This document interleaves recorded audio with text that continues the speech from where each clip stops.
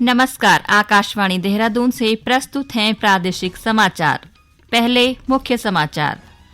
भारत के पहले सौर वेधशाला मिशन आदित्य L1 का श्रीहरिकोटा अंतरिक्ष केंद्र से सफल प्रक्षेपण। मुख्यमंत्री पुष्कर सिंह धामी ने मसूरी गोलीकांड की बरसी पर शहीद राज्य आंदोलनकारियों को श्रद्धांजलि दी। प्रदेश के 20 सरकारी महाविद्यालयों को शोध आधारित मॉडल कॉलेज में विकसित करने के लिए 129 करोड़ की धनराशि मंजूर। और मुख्यमंत्री ने ग्लोबल इन्वेस्टर समिट से जुड़ी वेबसाइट और लोगो का लोकार्पण किया।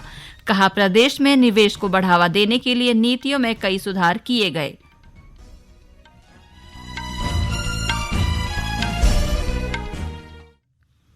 समाचारों के साथ मैं नीता कांडपाल। अब समाचार विस्तार से।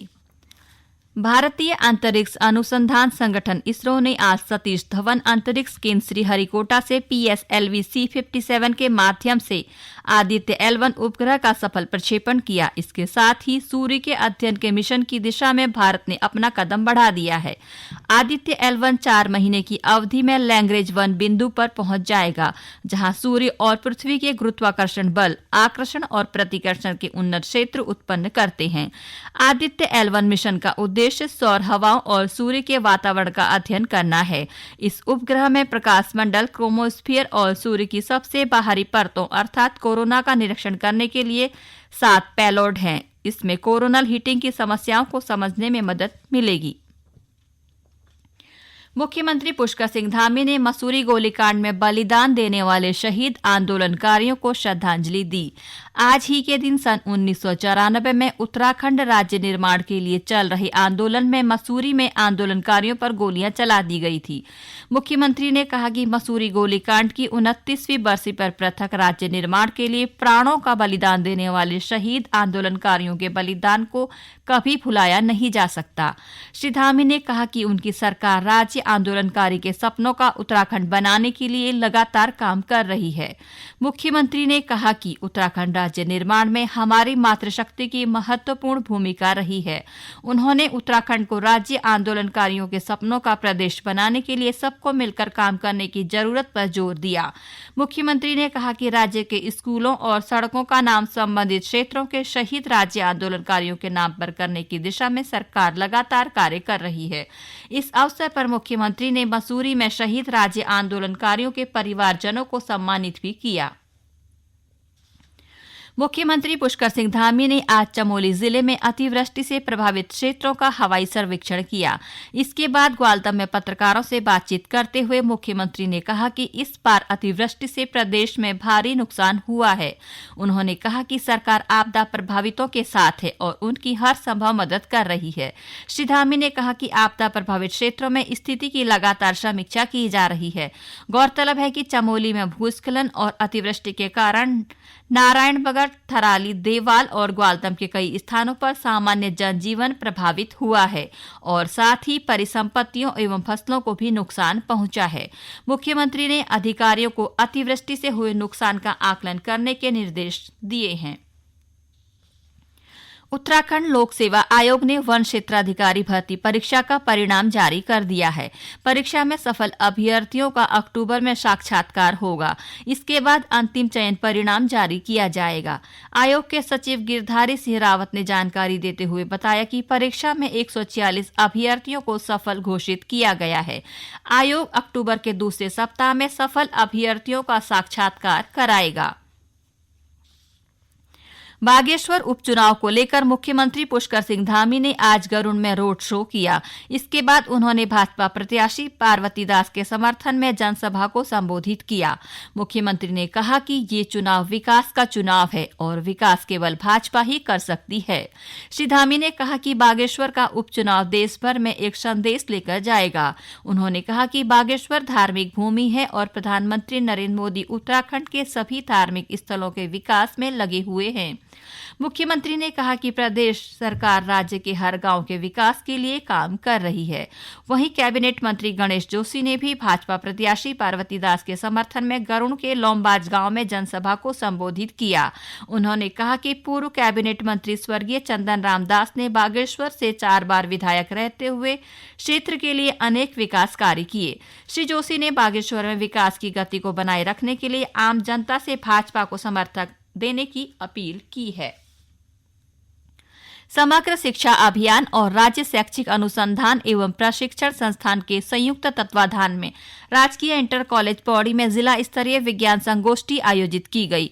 इस दौरान बच्चों को मोटे अनाज के फायदों के बारे में विस्तार से जानकारी देने के साथ ही उन्हें मिलेट्स को दैनिक आहार में शामिल करने के लिए भी प्रेरित किया गया। ये समाचार आकाशवाणी के देहरादून केंद्र से प्रसारित किए जा रहे हैं। ताजा समाचार के लिए आप हमारे फेसबुक पेज आकाशवाणी समाचार उत्तराखंड और ट्विटर हैंडल @AIRnews_DDN को फॉलो कर सकते हैं। ये समाचार यूट्यूब चैनल आकाशवाणी समाचार उत्तराखंड को सब्सक्राइब कर सुने जा सकते हैं। साथ ही ये समाचार आकाशवाणी की वेबसाइट www.newsonair.gov.in/उत्तराखंड पर भी उपलब्ध हैं। राष्ट्रीय शिक्षा नीति 2020 के तहत प्रदेश के 20 राजकीय महाविद्यालयों में आधारभूत संरचनाओं का विकास कर उन्हें शोध आधारित मॉडल कॉलेज के रूप में विकसित किया जाएगा। इसके लिए 129 करोड़ रुपए की धनराशि स्वीकृत कर दी गई है।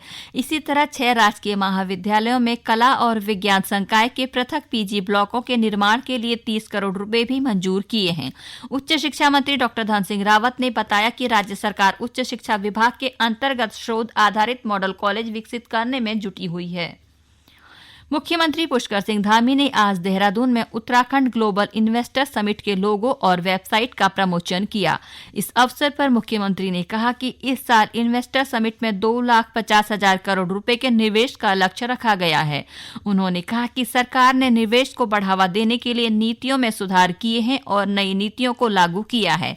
मुख्यमंत्री ने कहा कि प्रदेश में उद्योगों और निवेश के अनुकूल माहौल बनने से उद्योगपतियों में उत्साह बना हुआ है। राज्य को पर्यटन के लिए उपयुक्त क्षेत्र बताते हुए श्री धामी ने कहा कि उत्तराखंड अब पर्यटन के साथ ही बेहतर निवेश के लिए लोगों की पसंद बन गया है। मुख्यमंत्री ने कहा कि राज्य में निवेश होने से रोजगार सृजन होगा और लोगों की आय में वृद्धि होगी। मुख्यमंत्री पुष्कर सिंह धामी ने प्रदेश के विभिन्न मंदिरों के सौंदर्यीकरण और विस्तारीकरण के लिए 6 करोड़ रुपए से अधिक की धनराशि मंजूर की है। इसमें चमोली जिले के देवाल ब्लॉक में नंदा देवी राजजात स्थल पंचायती चौक वार्ड के सौंदर्यीकरण और विस्तारीकरण के लिए 1 करोड़ रुपए की धनराशि स्वीकृत की गई है। वहीं अल्मोड़ा के देवी मंदिर और जौरासी देवी मंदिर के सौंदर्यीकरण के लिए भी 1 करोड़ रुपए के साथ ही ऊधम सिंह नगर के खटीमा के देवरी बाबा दरियानाथ प्रांगण में बहुउद्देशीय भवन निर्माण के लिए 84,43,000 रुपए की धनराशि स्वीकृत की है। रुद्रप्रयाग जिले के गुप्तकाशी के ग्राम पंचायत लमगौंडी के ग्रामीणों ने आराध्य देवी भगवती राजराजेश्वरी और वाणासुर महाराज की 26 वर्षों बाद आयोजित 17 दिवसीय दिवारा सिद्धपीठ काली मठ से विदा होकर 2 रात्रि प्रवास के लिए बद्रीनाथ के लिए रवाना हो गई। भगवती राजराजेश्वरी और वाणासुर महाराज की दिवारा यात्रा बद्रिकापुरी में विभिन्न तीर्थ स्थानों का भ्रमण करने के बाद 4 सितंबर को गुप्तकाशी पहुंचेगी और 5 सितंबर को लमगौंडी पहुंचेगी। 6 सितंबर को हवन और विशाल भंडारे के साथ दिवारा यात्रा का समापन होगा।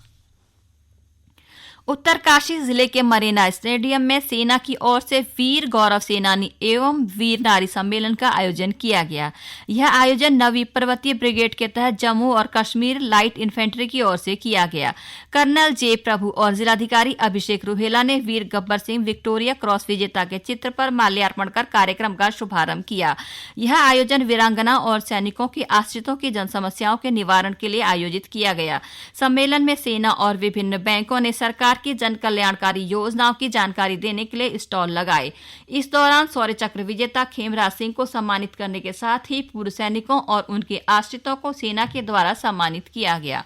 अंत में मुख्य समाचार एक बार फिर।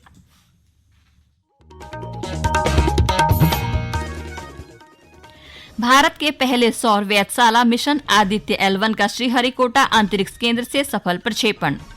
मुख्यमंत्री पुष्कर सिंह धामी ने मसूरी गोलीकांड की बरसी पर शहीद राज्य आंदोलनकारियों को श्रद्धांजलि दी। प्रदेश के 20 सरकारी महाविद्यालयों को शोध आधारित मॉडल कॉलेज में विकसित करने के लिए 129 करोड़ की धनराशि मंजूर। और मुख्यमंत्री ने ग्लोबल इन्वेस्टर समिट से जुड़ी वेबसाइट और लोगो का लोकार्पण किया। कहा, प्रदेश में निवेश को बढ़ावा देने के लिए नीतियों में कई सुधार किए गए हैं। इसके साथ ही प्रादेशिक समाचार का ये बुलेटिन समाप्त हुआ। नमस्कार।